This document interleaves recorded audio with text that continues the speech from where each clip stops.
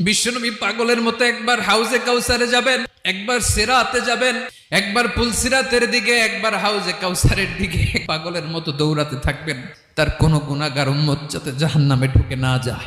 কিয়ামতের ময়দানে ওই বিভীষিকাময় সময়ে মুসিবতের কালে মানুষগুলো পাগল হয়ে বিশ্বনবীকে খুঁজতে আরম্ভ করবে। সবাই মিলে বিশ্বনবীর কাছে যেয়ে বলবে, ইয়া রাহমাতাল লিল আলামিন, দেখেন আমাদের কি অবস্থা, কি কঠিন বিপদে আমরা আছি, দাঁড়াতে পারি না, সূর্যের আলোতে ঘেমে হয়রান। বিশ্বনবী মাকামে মাহমুদে যে আল্লাহু আকবার বলে সিজদায় লুটিয়ে পড়বেন, বিশ্বনবী এমন ভাবে অজর দ্বারায় সিজদায় লুটিয়ে পড়ে কাঁদবেন, রব্বুল আলামিনের রহমতের দরিয়ায় জোশ লেগে যাবে।